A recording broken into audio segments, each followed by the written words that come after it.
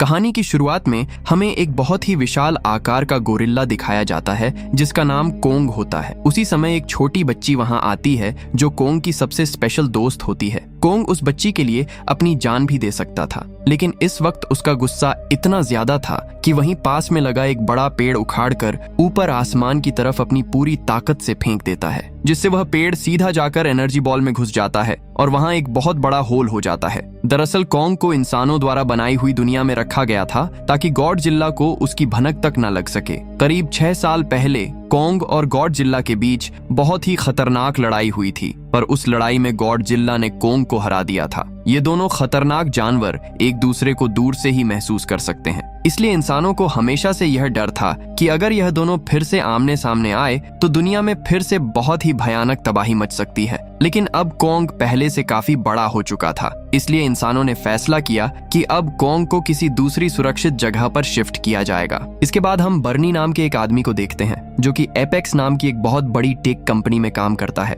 जो advance robot और बड़ी बड़ी मशीनें बनाने के लिए पूरी दुनिया में जानी जाती है। पर बर्नी को अपनी ही कंपनी के मेंबर्स पर पहले से ही गहरा शक था कि वह दुनिया से कुछ बड़ा छुपा रहे हैं और अंदर ही अंदर कुछ बेहद खतरनाक बना रहे हैं। बर्नी सच का पता लगाने के लिए कंपनी का सीक्रेट डाटा चुराने की रिस्की कोशिश करता है, जिससे उसे पता चलता है कि कंपनी बहुत बड़े और गुप्त प्रोजेक्ट को चोरी छुपे हांगकांग भेजने की तैयारी कर रही है। लेकिन तभी खतरे का अलार्म जोर जोर से बजना शुरू हो जाता है। इसका साफ मतलब था कि गॉडजिला शहर के बहुत ही करीब आ चुका है। कुछ देर बाद हम देखते हैं कि गॉडजिला समुद्र के पानी को चीरते हुए बहुत ही खतरनाक तरीके से बाहर निकलता है। ये देखकर वहां मौजूद हेलीकॉप्टर तुरंत उस पर गोलियों से हमला करना शुरू कर देते हैं। लेकिन गॉडजिला बहुत ही ताकतवर था, इसलिए उसके रास्ते में जो भी आता उसे वह पूरी तरह तहस नहस कर देता। वहीं मौजूद सभी लोग यह भयानक नजारा देखकर बहुत ज्यादा हैरान रह जाते हैं, क्योंकि गॉडजिला तो हमेशा इंसानों का रक्षक रहा है, तो आज वह सबको जान से मारने की कोशिश क्यों कर रहा है।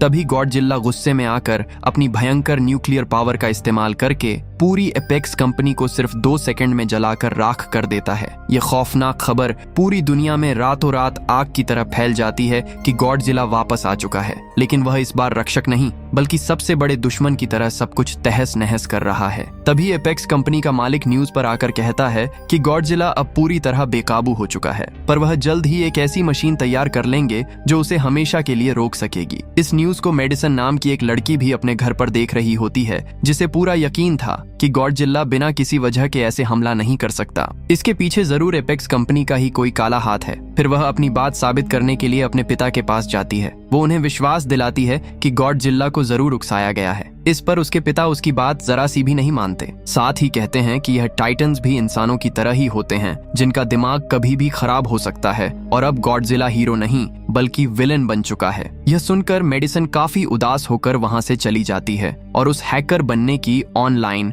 ऑडियो सुनने लगती है। उस ऑडियो में गॉडजिला और एपेक्स कंपनी के बारे में कुछ अजीब और चौंकाने वाले राज पता चल रहे थे। ये सुनकर मेडिसन उसी वक्त अपने मन में फैसला कर लेती है कि वह बर्नी को किसी भी हाल में ढूंढ कर रहेगी, ताकि पता चल सके कि गॉडजिला ने आखिर उसी कंपनी को अपना निशाना क्यों बनाया। दूसरी तरफ हमें दिखाया जाता है कि एपेक्स कंपनी का मालिक वॉल्टर मशहूर साइंटिस्ट नेथन से मिलने पहुंचता है। वॉल्टर उसे बताता है कि उनका होलो अर्थ वाला आइडिया बिल्कुल सच था। इस पर नेथन ने पहले एक बुक लिखी थी जिसमें उन्होंने पक्का दावा किया था कि हमारी जमीन के नीचे एक और छुपी हुई दुनिया मौजूद है, जहां से इन सभी टाइटन्स को अपनी असली ताकत मिलती है। तभी वॉल्टर उन्हें बड़ा लालच देते हुए कहता है कि अगर वह वहां पहुंच गए तो उन्हें एक ऐसी पावर मिलेगी जिससे वह गॉडजिला को आसानी से हमेशा के लिए रोक सकेंगे। इसी बीच वॉल्टर नेथन को अपने एक खास आदमी से मिलवाता है जो इस खतरनाक मिशन में उनके साथ जाने वाला है। वॉल्टर आगे बताता है कि उनकी टीम ने होलो अर्थ के अंदर ऊर्जा का एक ऐसा खजाना ढूंढ निकाला है जो पूरी दुनिया की किस्मत को बदल सकता है।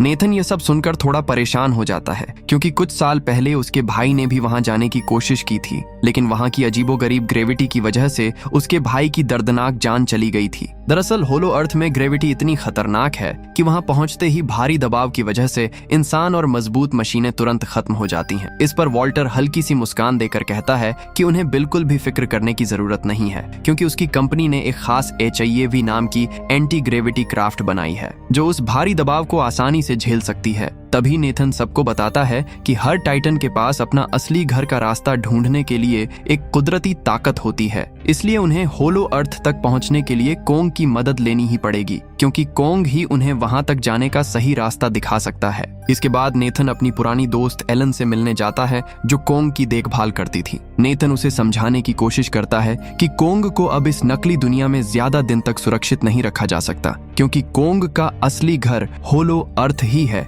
और उसे गॉडजिला से बचाए रखने का अब बस यही एक रास्ता है। कुछ देर गहरी सोच के बाद इलीन कोंग को ले जाने के लिए मान जाती है, क्योंकि कोंग की जान बचाने का कोई दूसरा रास्ता नहीं बचा था। इसके बाद समुद्र में कई बड़े बड़े जहाजों के साथ पूरी आर्मी कोंग को एक बड़े जहाज पर बहुत भारी जंजीरों से बांध कर ले जा रही होती है। फिर रात के वक्त वह छोटी लड़की इशारों में इलीन को बताती है कि कोंग बहुत ज्यादा गुस्से में है, क्योंकि उसे इस तरह जंजीरों में कैद रहना बिल्कुल भी पसंद नहीं आ रहा था। दूसरी तरफ आर्मी का लीडर भरोसा दिलाते हुए कहता है कि वह गॉडजिला की नजरों से बचकर बहुत ही आराम से निकल जाएंगे। वहीं मौजूद डॉक्टर भी जानती थी कि गॉडजिला और कोंग की दुश्मनी सदियों पुरानी है, क्योंकि यह दोनों ही खुद को इस दुनिया का इकलौता राजा मानते हैं, और अगर यह गलती से एक दूसरे के आमने सामने आए तो समुद्र के बीच एक ऐसी भयानक तबाही मचेगी जिसे कोई रोक नहीं पाएगा। दूसरी तरफ मेडिसन अपनी फ्रेंड के साथ उस हैकर बर्नी के पास पहुंच जाती है। बर्नी उन्हें बताता है कि मुझे पहले से ही शक था कि एपेक्स कंपनी छुपके से एक ऐसी डरावनी चीज बना रही है जो सीधा गॉडजिला को चुनौती दे रही है, और शायद गॉडजिला को इसी बात का पहले ही पता चल गया है, इसलिए उसने कंपनी पर इतने गुस्से में हमला किया होगा। दूसरी तरफ जहाजों में अचानक से खतरे के लाल अलार्म बजना शुरू हो जाते हैं। वहीं मौजूद छोटी बच्ची घबराते हुए सबको इशारों में बताती है कि गॉडजिला आ रहा है। ये सुनकर वहां मौजूद सबको पता चल जाता है कि अब बहुत खतरनाक लड़ाई शुरू होने वाली है। इधर समुद्र में हम उसी विशाल गॉडजिला को देखते हैं, जो समुद्र में मौजूद जहाजों को तोड़ते हुए कोंग की तरफ तेजी से बढ़ रहा था। लेकिन कोंग अभी भी उन भारी जंजीरों में जकड़ा हुआ था, इसलिए आर्मी कोंग को बचाने के लिए गॉडजिला पर बड़े बड़े रॉकेट और मिसाइलों से तेजी से हमला कर देती है। लेकिन गॉडजिला की खाल किसी पत्थर के पहाड़ की तरह थी, इसीलिए उसे मिसाइलों का जरा सा भी असर नहीं होता। वह अपनी लंबी पूंछ का इस्तेमाल करके हवा में उड़ रहे हेलीकॉप्टरों को चुटकियों में तबाह कर देता है। इस हमले के दौरान गॉडजिला के अंदर और भी गुस्सा भर जाता है और वह तेजी से आर्मी के सभी जहाजों को तबाह करना शुरू कर देता है। इसके बाद आखिर में वह कोंग के जहाज पर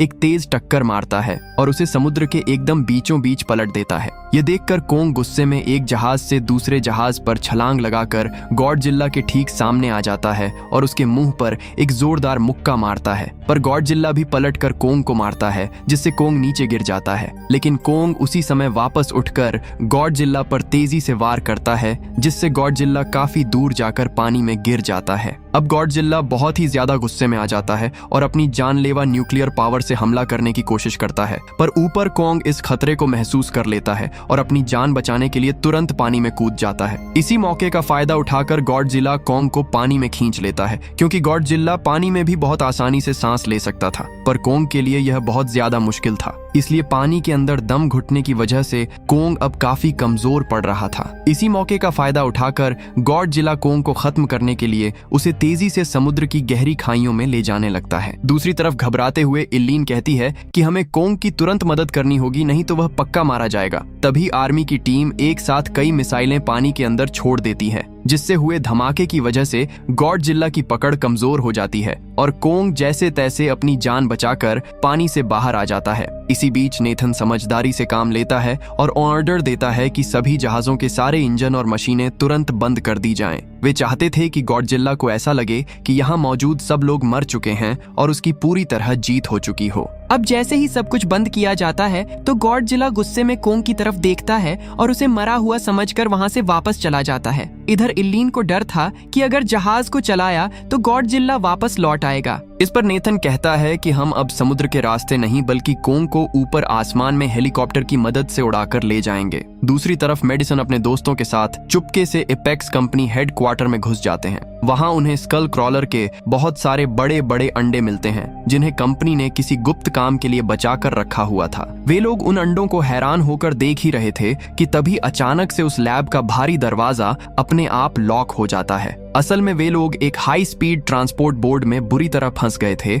जो उन सबको उन अंडों के साथ बड़ी तेजी से जमीन में बने रास्तों से हांगकांग की तरफ ले जाने लगता है। दूसरी तरफ आर्मी हेलीकॉप्टर की मदद से कोंग को अंटार्कटिका के उस बर्फीले रास्ते तक पहुंचा देती है जो सीधा होलो अर्थ की तरफ जाता था। वहां पहुंचकर वह छोटी बच्ची कोंग को गुफा के अंदर जाने का इशारा करती है, लेकिन कोंग उस गुफा में जाने से साफ मना कर देता है। तभी नेथन उस छोटी बच्ची की मदद लेता है। इस पर वह छोटी बच्ची कोंग को समझाती है कि उस अंधेरी गुफा के उस पार ही तुम्हारा असली घर है। तभी कोंग उस बच्ची की बात मानकर गुफा के अंदर चला जाता है। कोंग को गुफा के अंदर जाते देख ये सब लोग भी अपनी खास एंटी ग्रेविटी कारों के साथ उसके पीछे निकल पड़ते हैं। कुछ देर में होलो अर्थ पहुंचते ही उन्हें एक ऐसी जादुई दुनिया दिखाई देती है जहां सब कुछ उल्टा पुल्टा था। एंटी ग्रेविटी कारों की वजह से सब लोग वहां के खतरनाक दबाव से बच जाते हैं। इस उल्टी दुनिया में जैसे ही यह लोग कदम रखते हैं तो वहां के अजीबोगरीब मॉन्स्टर उन पर तेजी से हमला करना शुरू कर देते हैं। तभी एक उड़ता हुआ मॉन्स्टर आगे चल रही कार पर हमला कर उसे दबा देता है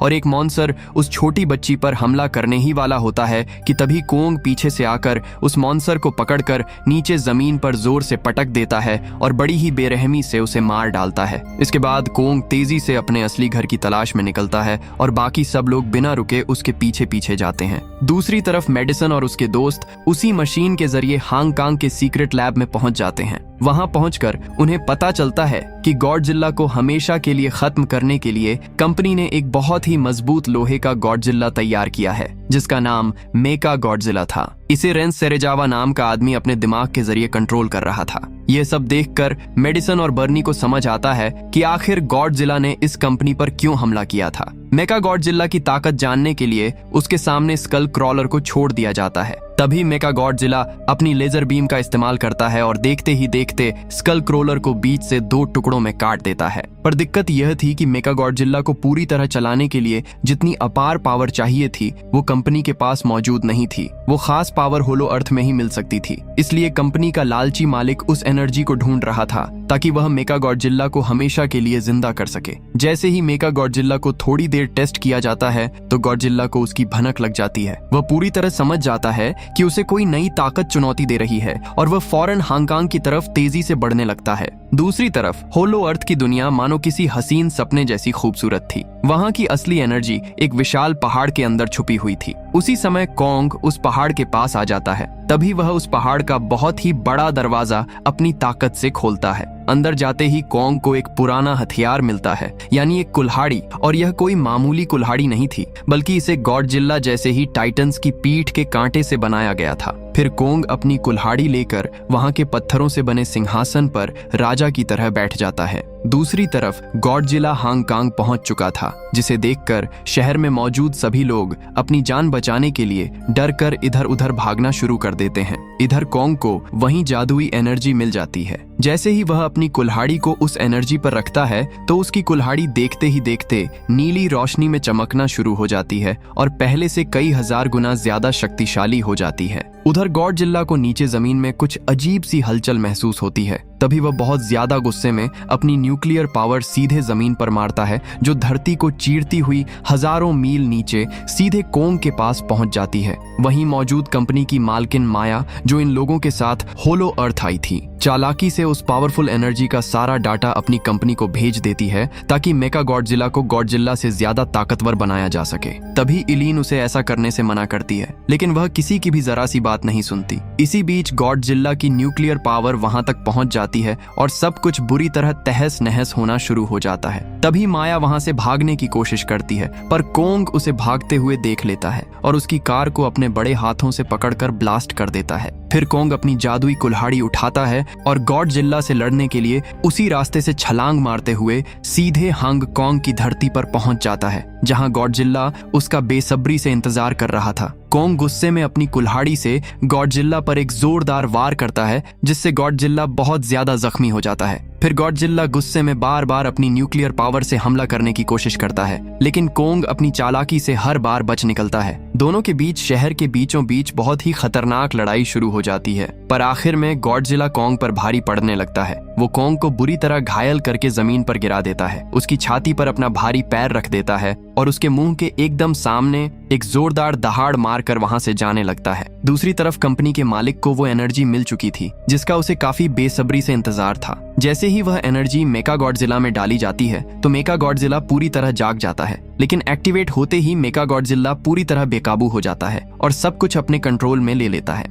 वह सबसे पहले कंपनी के मालिक वॉल्टर को मारता है और फिर वहां मौजूद पूरे सिस्टम को तबाह कर देता है। इसके बाद वह अपनी पावर की मदद से सब कुछ तहस नहस करते हुए दीवार तोड़कर बाहर निकल आता है। तभी गॉडजिला जब मेका गॉडजिला को देखता है तो वह उसे मारने के लिए उसकी तरफ दौड़ता है और दोनों के बीच बहुत खूंखार लड़ाई शुरू हो जाती है। लेकिन मेका गॉडजिला और उसकी खतरनाक मिसाइलों के आगे असली गॉडजिला टिक नहीं पाता। मेका गॉडजिला उसे बहुत ही खतरनाक तरीके से मारता है और पल भर में जमीन पर गिरा देता है। दूसरी तरफ मेडिसन और बर्नी मेका गॉडजिला को रोकने की पूरी कोशिश करते हैं, लेकिन सिस्टम हैंग होने की वजह से वे कुछ भी नहीं कर पा रहे थे। इधर कोंग की हालत बहुत ज्यादा खराब थी, वो अपनी आखिरी सांसें गिन रहा था। तभी वह छोटी बच्ची जब रोते हुए कोंग के सीने पर हाथ रखकर महसूस करती है तो उसे पता चलता है कि कोंग की धड़कनें धीरे धीरे रुक रही हैं। इस पर नेथन समझ जाता है कि कोंग को बचाने के लिए उसके दिल को एक जबरदस्त इलेक्ट्रिक शॉक देना होगा। तभी वह अपनी एंटी ग्रेविटी कार लेकर कोंग की छाती पर जाकर ब्लास्ट करता है। इस बड़े धमाके से कोंग की रुकी हुई धड़कनें वापस आ जाती हैं। तभी वह बच्ची कोंग को इशारों में समझाती है कि गॉडजिला कोई दुश्मन नहीं बल्कि वह दोस्त है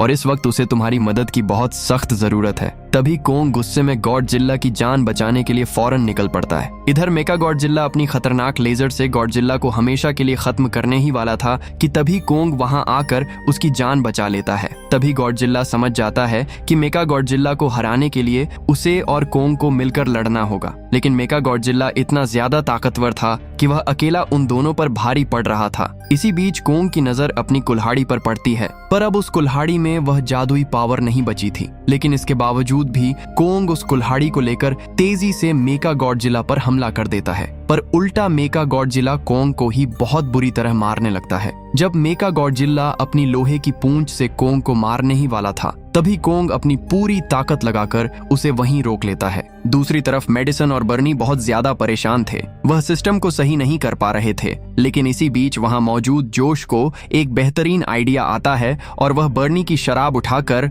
मेन कंट्रोल पर डाल देता है। ऐसा करते ही सिस्टम तेजी से फेल होना शुरू हो जाता है और मेका गॉडजिला कुछ देर के लिए पूरी तरह बंद हो जाता है। इसी सही मौके का फायदा उठाकर गॉडजिला अपनी न्यूक्लियर पावर से कोंग की कुल्हाड़ी को फिर से चार्ज कर देता है। इसके बाद कोंग गुस्से में मेका गॉडजिला पर टूट पड़ता है और कुल्हाड़ी की मदद से उसके दोनों हाथ काट डालता है और देखते ही देखते कोंग मेका गॉडजिला के टुकड़े टुकड़े कर देता है और आखिर में उसका सिर उखाड़कर अपनी एक बहुत बड़ी जीत की दहाड़ मारता है। अब मेका गॉडजिला के खत्म होते ही हांगकांग पूरी तरह से शांत हो जाता है। इसके बाद गॉडजिला फिर से कोंग की तरफ आता है और सामने कोंग भी अपनी कुल्हाड़ी उठाकर उसके सामने तैयार खड़ा हो जाता है। लेकिन दोनों ने मिलकर एक बहुत बड़े दुश्मन को हराया था, इसलिए वे दोनों अपनी वो पुरानी दुश्मनी हमेशा के लिए भूल जाते हैं और गॉडजिला बिना कोई हमला किए वहां से समुद्र में चला जाता है। इसके बाद कोंग भी अपने असली घर होलो अर्थ वापस पहुंच जाता है और वह छोटी बच्ची भी हमेशा के लिए कोंग के साथ ही रहती है और इसी बेहतरीन सीन के साथ ये कहानी यहीं पर खत्म होती है। अगर वीडियो पसंद आई तो एक लाइक करना और चैनल को सब्सक्राइब करना।